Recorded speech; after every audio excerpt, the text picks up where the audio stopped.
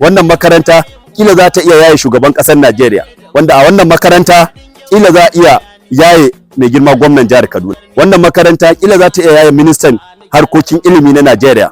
Wannan makaranta za ta iya yaye manyan malamai ma'aikata professor a wannan makaranta mai albarka.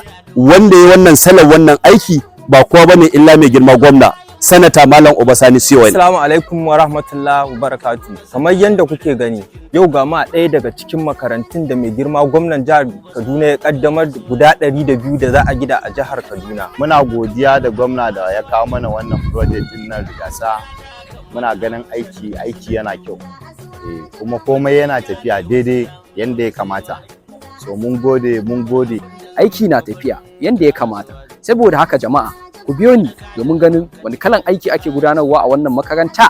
Kaduna tutayen uba sani, kai ne da mazauni, ina mahadin gyauto da mayani, an sallama karni, to malam uba sani gyara zama. Malam uba sani gyara zama. Karyar masu bugin cikin ka zama. Malam uba sani gyara zama. Ashe da irado ya fito da duma. Malam uba sani gyara zama. Daga tutayen muka so kurum kaiwa.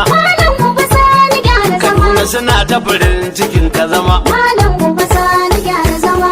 Ga uba sani ga asuwaju. Ga asuwaju ga uba sani. Kaduna mana makamar haba asuwaju. Ga asuwaju ga uba sani. Fada ta kammala an suturta su danju. Ga asuwaju ga uba sani. Wani mun kyale wasu dan lawan su yiwaju. Ga asuwaju ga uba sani. Marhaban da zuwan kafarin wata. Wannan shine ɗaya daga cikin manufofin mai girma gwamnan jihar Kaduna. Balagaban gwamna kenan.